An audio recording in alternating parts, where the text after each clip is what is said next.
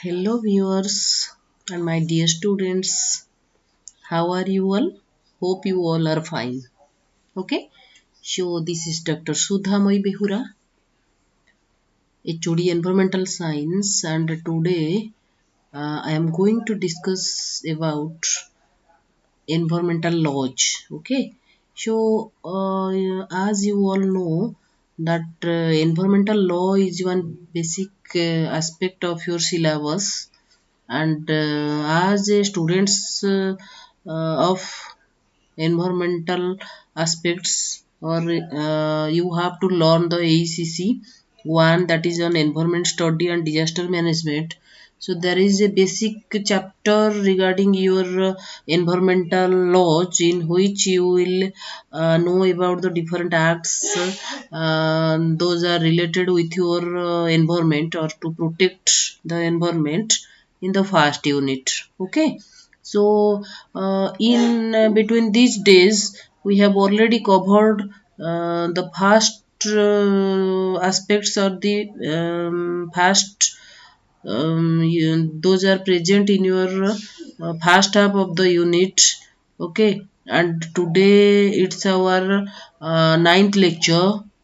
So here we will discuss about Water PCP Act, that is Water Prevention and PCP means the full form is Prevention and Control of Pollution Act 1974, and AR-PCP Act means Prevention and Control of Pollution Act 1981. Okay, so we will see what are the provisions here to save our precious resources like water and air. Okay, so my dear students, you see here that environmental legislation means what? So it is nothing but a plan. For example, you are planning for how to appear examination, how to go through your syllabus. Those are there in your honors papers or elective papers, or in suppose in compulsory papers. Okay, so there is a perfect plan. Okay, so some students is appearing for your competitive examination, so he or she has some sorts of plans. Okay, so similarly environmental legislation means, okay, you see here in the screen that environmental legislation means a plan of action adopted by the government. So these legislations are adopted by government and rationalizing the course of action. Okay, and it turns to action. So the environmental legislation, what it tries? It tries to enact all the laws of environment, okay, in a justifiable manner. So the environmental legislation although varies from country. Okay, so in different countries the legislation varies accordingly. Okay, so it focuses on a common goal. Although it varies in different countries, but it focuses on a common goal of secure and sustainable living at Earth. How we can live in a sustainable manner on the Earth surface. That is the main motive of the environmental legislations. Okay, so I told you that environmental policy means what? So in the objective of environmental policy means that this takes its origin from National Environmental Policy Act, that is abbreviated as NEPA. Okay, so a policy being framed which will encourage productive and enjoyable harmony between man and his environment. So man and environment both are interrelated with each other. Okay, so how both of these can enjoy a harmonious life. Okay, so this is the main motive of the implementation of different policies. So to enrich the understanding of the ecological systems and natural resources important to the nation are the main objectives. Okay, so in Indian context, if we will see, there are two articles related to your environmental protections. Okay, So one is your Article 48A, that is which states about the directive principle of state policy. It tells that the state shall endeavour to protect and improve the environment and to safeguard the forests and wildlife of the country. Then another article is Article 51AG, that tells about the fundamental duties of citizens. So it shall be the duty of every citizen of India to protect and improve the natural environment, including forests. So what are the natural environment or natural resources? We know that forest, lakes, rivers, wildlife. So a common citizen has the duty, okay, to protect all these resources, to and also to have compassion for living creatures. So these are two important articles related to our environment protection. So now there we will discuss about two acts today. One is Air Act, another is Water Act. So the first one was the Air Prevention and Control Act 1981, which was amended up to 1987. Amended means when some changes is required, then in some meetings these changes are taken into consideration with some changes in the previously existing act. Okay, so first we will start with the Water Act. So you have to remember that act means it is a vast chapter. Okay, so you need not be bothered about that. You have to at least go through some fundamental things of this act, means some important sections, chapters.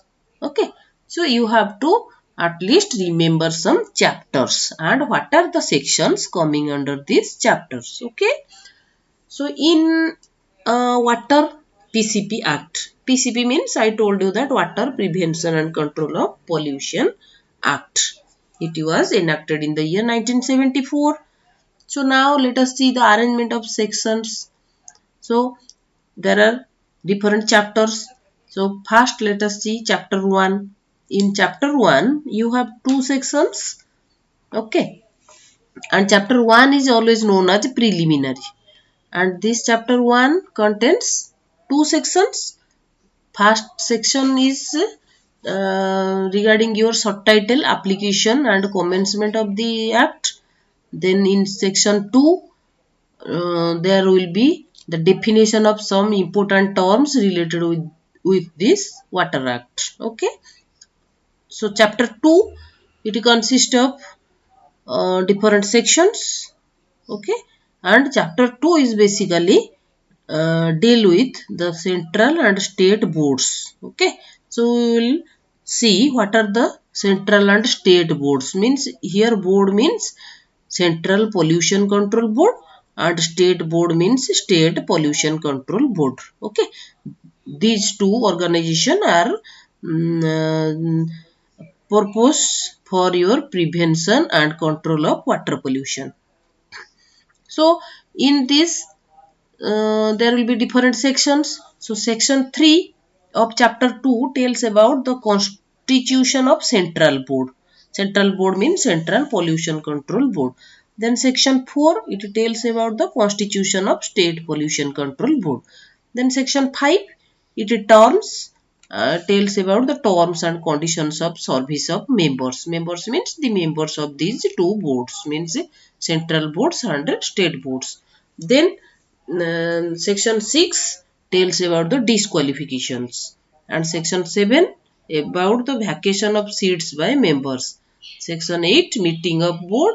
Section 9 constitution of committees. Section 10 temporary association of person with boards for particular purposes. Then section 11 vacancy in board not to invalidate acts or proceedings. Then section 11 has another subsection, that is 11A, that tells about the delegation of powers to chairman. Then section 12 tells about the member secretary and officers and other employees of board. Okay. Then comes your chapter 3, which tells about the joint boards. Okay, under which you have section 13, 14, 15. So section 13 tells about the constitution of joint board. Then section 14, it tells about the composition of joint boards. Then section 15, it emphasizes the special provisions relating to giving of directions. Okay, then comes your chapter 4, which describes about the powers and functions of boards. Okay, so here section 16 tells about functions of central board, means central pollution control board, and section 17 tells about the function of state pollution control board, and section 18 tells about the powers to give directions. Then chapter 5, which tells about the prevention and control of water pollution. Okay, here you will find several sections starting from 19 to your 33A. Okay, so section 19 tells about the power of state government to restrict the application of the act to certain areas. Section 20 tells about the power to obtain information. Section 21, power to take samples of effluent and procedure to be followed in connection therewith. Okay. Then section 22, reports of the result of analysis on sample taken under section 21. Then section 23 deals with power of entry and inspection. Then section 24, prohibition on use of streams or well for disposal of polluting matter, etc. Then section 25, restrictions on new outlets and new discharges. Then section 26, provision regarding existing discharge of sewage or trade effluent. Then section 27, refusal or withdrawal of consent by state board. Then section 28 regarding appeals. Section 29, revision. Then section 30, power of state board to carry out certain works. Then section 31, furnishing of information to state board and other agencies in certain cases. Then section 32, emergency measures in case of pollution of stream or well. Then section 33, power of board to make application to courts for restraining apprehended pollution of water in streams or wells. Then 33A, a subsection of 33, it tells about the power to give directions. Okay, so these are the sections coming under chapter 5. Then under chapter 6, you have section 34, 35, 36, 37, subsection 37A, then 38, 39 and 40. Okay. So basically this chapter 6 deals with the funds, accounts and audits. Okay. So in which section 34 tells about the contribution by central government. Then section 35 describes contribution by state government. Then section 36 describes fund of central board. Section 37, fund of state board. Then 37A, borrowing powers of board. Okay. Then section 38 about budget. Section 39 about annual report. And section 40 tells about the accounts and audits. Okay. So this is about your chapter 6.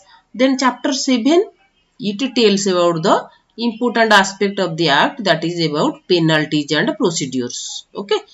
Penalties and procedure means if someone is violating the act, rules, regulation provided in this act, then what are the provisions in the law to give the punishment, okay, or how the your that person who is violating the rule will be punished. Okay, so failure to comply with directions under subsection 2 or subsection 3 of section 20. Okay, so section 20 we have already discussed in which section? Chapter 5, section 20, isn't it? So section 20 was in your chapter 5. So according to this, section 20, subsection 2 or subsection 3, or order issued under clause C of subsection 1 of section 32, okay, or directions issued under subsection 2 of section 33 or 33A, okay, penalties are there. So, penalty for certain acts. Then section 43 tells about penalty for contravention of provision of section 24. Okay. So, what is there in section 24? So, in section 24 you have, look here, that prohibition on use of streams or well for disposal of polluting matter. So, if someone is violating this section, then uh, penalties, what type of penalties are there, that defines the section 43. Okay, so section 44 defines about the penalty for contravention of section 25 or section 26.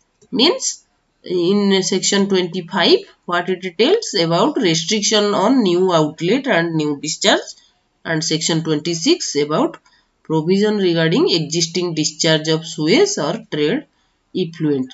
If someone is disobeying these acts or rules, in those are there in section 25 or section 26, then what will be the penalty for contravention?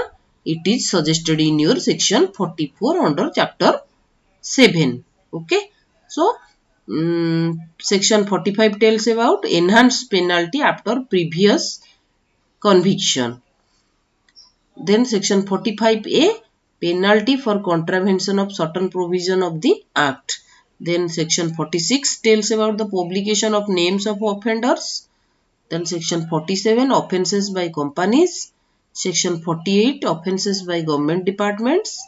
Section 49, cognizance of offences. Section 50, members, officers and servants of board to be public servants. Okay. So, these are there in your chapter 7, that which deals for penalties and procedure. Okay. So, my dear students, are you there listening or you are sleeping? Are you feeling bored? I hope no. Okay. Okay. So, let us see the next chapter, that is chapter 8. Okay. So, which tells about the what are the miscellaneous. Okay. So, section 51 to your section 64. Okay. This tells about the miscellaneous provisions. They are there in the chapter 8. So, 51 about Central Water Laboratory, then 52 State Water Laboratory, 53 Analysts, 54 Reports of Analysts, 55 Local Authorities to assist, 56 Compulsory Acquisition of Land for the State Board, then 57 tells about the returns and reports, then section 58 about bar of jurisdiction, 59 about protection of action taken in good faith. Section 60 tells about the overriding effect. Then section 61, power of central government to supersede the central board and joint boards. Then section 62, power of state government to supersede state board. Then section 63, power of central government to make rules. Then section 64, power of state government to make rules. So, till now what we learned, that this Water Prevention and Control of Pollution Act, which was enacted in the year 1974, has total 8 chapters and 64 sections. Am I correct? Okay. So, now see here what are they are. So, this is an act to provide for the prevention and control of water pollution and the maintaining or restoring of wholesomeness of water for the establishment with a view to carrying out the purpose of aforesaid. Okay. So, Whereas Parliament has no power to make laws for the states with respect to any of the matters aforesaid except as provided in Article 249 and 250 of the Constitution. Okay. So, in pursuance to clause 1 of Article 252 of the Constitution resolution, it have been passed by all the houses of the legislations of the state of Assam, Bihar, Gujarat, Haryana, Himachal Pradesh, Jammu Kashmir, Karnataka, Kerala, Madhya Pradesh. Okay, so in all the states, this act is valid through. So this Water Act prohibits the discharge of sewage or pollutants into water bodies, including lakes, and it is the responsibility of the State Pollution Control Board to intervene and stop such conduct. Okay, so the Act prohibits the discharge of any poisonous, noxious, or polluting material into a stream's flow of water. Okay, so what are the penalties I told you? So basically you should know one fundamental thing, that whoever contravenes any of the provisions of this act or fails to comply with any order or direction given under this act, for which no penalty has been elsewhere provided in this act, shall be punishable with imprisonment which may extend to 3 months, or with fine which may extend to 10,000 rupees, or with both.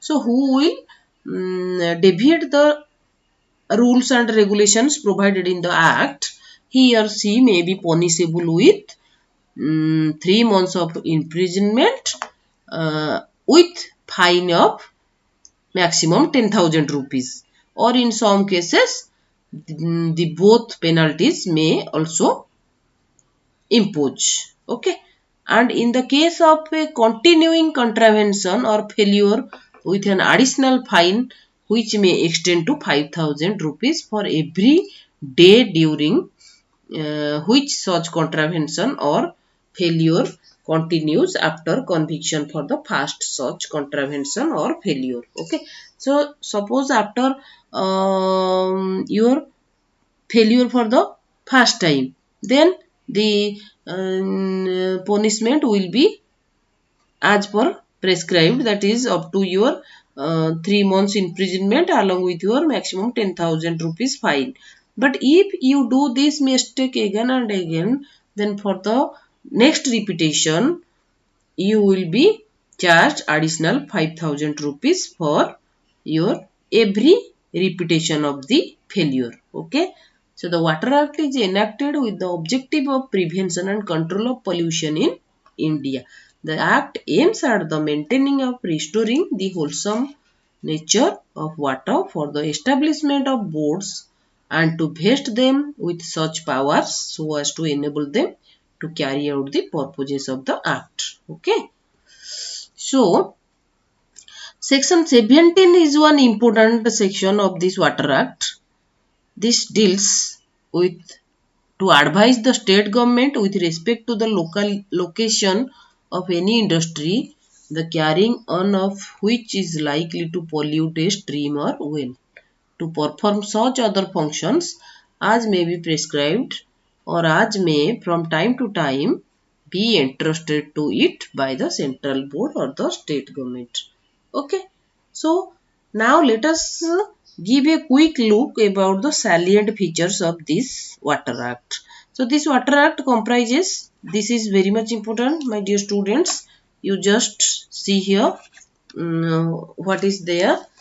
Okay, so this Water Act comprises how many sections total? It comprises 64 sections, which is divided into 8 chapters. Okay, so chapter 1 deals with preliminary aspects, chapter 2 deals with central and state boards for prevention and control of water pollution, chapter 3 deals with joint boards, chapter 4 contains powers and functions of boards, chapter 5 deals with prevention and control of water pollution, chapter 6 contains the provisions relating to funds, accounts, audits. Then chapter 7 lays down penalties and procedure. Chapter 8 contains the miscellaneous provisions. Okay. Then section 1 speaks about the short title, application and commencement of the Water Act. Section 2 defines board, central board, member, occupier, pollution, sewage effluent, state board, state government, trade effluent, etc. Okay, my dear students. So, these are the definition of some important words like occupier, pollution, sewage effluent, boards for prevention and control of water pollution. Okay. So, occupier means in relation to any factory or premises means the person who has control over the affairs of the factory or the premises and includes in relation to any substance. Okay. Or the person in possession of the substance. Then pollution means such contamination of water or such alteration of the physical, chemical or biological properties of water or such discharge of any sewage or trade effluent or any other liquid, gaseous or solid substance into water, whether directly or indirectly as may. Okay. Or is likely to create a nuisance or render such water harmful or injurious to public health. Okay. Then sewage effluent means effluent from any sewerage system or sewing disposal works and including sewage from open drains. Okay.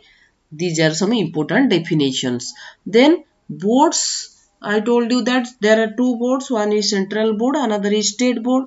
So chapter 2 of the Water Act containing section 3 to 12 deals with the constitution of the central and state water pollution boards, service conditions of the members, the constitution of various committees, etc. Okay.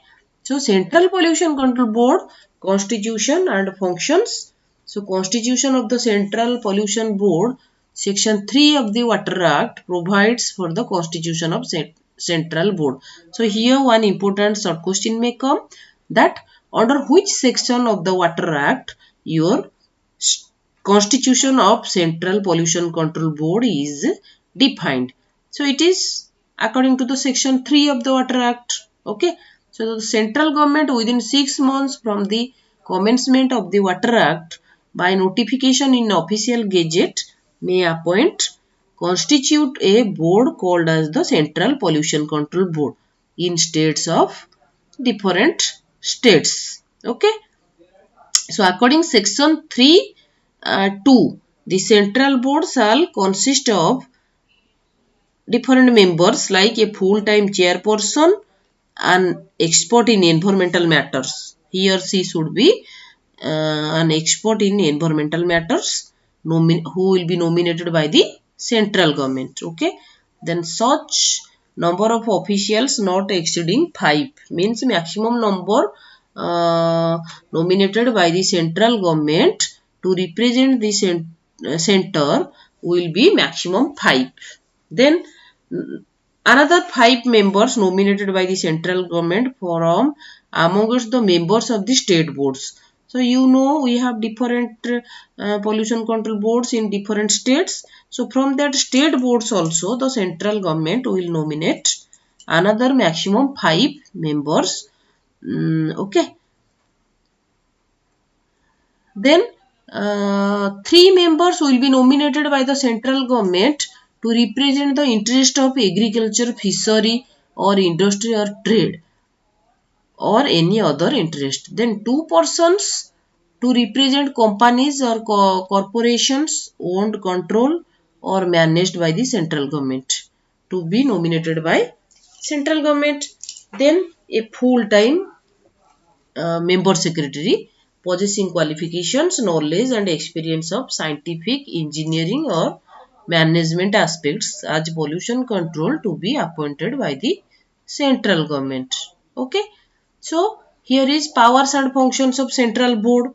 So the main function of the central board shall be to promote cleanliness of streams and wells in the state. Okay. So what are there or the water bodies like your well and your tube wells. Okay. How the quality of the water body streams, okay, will be keep intact. That is the main aspect of the power function of the boards. According to section 16(1), the central board may perform all or any one of the functions, like to advise the central government. Okay, so Central Pollution Control Board will advise the central government on any matter concerning prevention and control of water pollution. Then the central board will coordinate the activities of the state boards and resolve disputes among them. Then another important function is the central board will provide technical assistance and guidance to the state boards and carry out and sponsor investigations and research for prevention and control of water pollution. Okay. So next is your plan and organize the training of persons engaged in programs for the prevention, control or abatement of water pollution. It will organize training. Okay. Then organize through mass media a comprehensive program for prevention and control of water pollution. Then perform such of the function of any state board as may be specified in an order made under section 18(2) to collect statistical data relating to water pollution and to take necessary steps for its effective prevention. Okay, so not only the function of the state central board is to only collect the datas, but if from analyzing those data it is found that the pollution level is high, then there is the also the role of the board is concerned about the its effective prevention. Then another important function is to lay down, modify or annual in consultation with the state, okay, concerned the standards for a stream or well. Means there are some pollutants and different pollutants have different standards, fixed standards, that this much of standard pollutant with one water, those are allowing to mix in different water bodies should be maintained. Okay, so if and this standard is fixed by your central pollution control board. Okay, then plan and cost to be executed nationwide program for the prevention, control or abatement of water pollution. So these are all important functions and powers of your central boards. Then state pollution control boards, it has also constitution, power and functions. Okay. So section 4 of the Water Act 1974 provides for the constitution of state pollution control boards.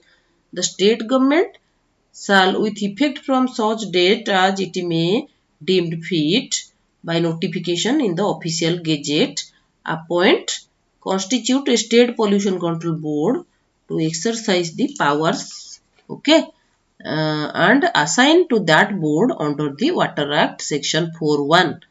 According to section 4(2) of the Water Act, a state board shall consist of a chairperson nominated by the state government, and he or she should have the knowledge and practical experience in environmental matters. Okay. Otherwise, how he or she will handle all these environmental related problems? Okay. So, she or he must have mastery in some environmental matters. He or she may be either whole-time or part member of the state board. Then, similarly, like your central board, the 5 members to be nominated by the state government to represent the state. Okay. Then another maximum 5 members to be nominated by the state government from amongst the members of the local authorities functioning within the state. Okay. So 5, 5, 10, one chairperson. Okay. How many numbers total? 5, 5, 10 plus 1, 11. Then see, then non-official members not exceeding 3. So maximum 3 numbers of non-officials will be nominated by the state government to represent the interest of agriculture, fishery, industry. Okay. So up to this, the number is 5 plus 5 plus 1 plus 4 means 11 plus 4, 15. Okay. Then two persons nominated by the state government to represent the companies, okay, or corporations owned, managed or controlled by the state government. There will be two persons nominated by the state government. Okay. So then at last a full-time member secretary possessing qualification, knowledge and experience of scientific, engineering and management aspects of pollution control to be appointed by the state government. Okay. So in central government everything will be selected or nominated by the central government. Here for state boards, personnel will be nominated by the state government. Okay, this is the only difference. Otherwise, the number is 17 in both the cases. However, no state board shall be constituted for any union territory in respect of which the central board shall exercise the powers and perform the functions of a state board. Okay. So, up to this point your water act is completed. So now let us discuss about the air prevention and control of pollution act 1981. Okay. So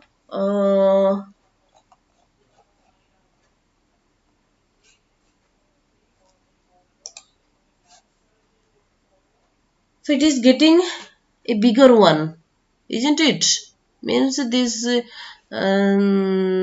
video is going perhaps up to, it takes 20 to 20 minutes. Isn't it? Is it? So let us do one thing. Let us today stop here, and in our next video we will discuss about the Air Act. Okay, fine. Okay. Thank you guys for your hearing, for watching my video. So just subscribe my channel, like and follow, and share also among your friends, so that I will be encouraged and I will bring more videos for you regarding these environmental aspects, and those will help you for your preparation for your any competitive examination, because in several competitive examinations you will get minimum 5 to 10 questions from this environmental field. Okay. Then for first semester undergraduate students, that means in BA, for BA, BCom and B.Sc degree students, in first semester you have to appear the compulsory paper for 80 marks, and all these lecture series are specifically belong to you. Okay. So watch all these videos and you will be better understood by all these chapters present here. Okay. So bye bye guys. See you in my next video. Take care.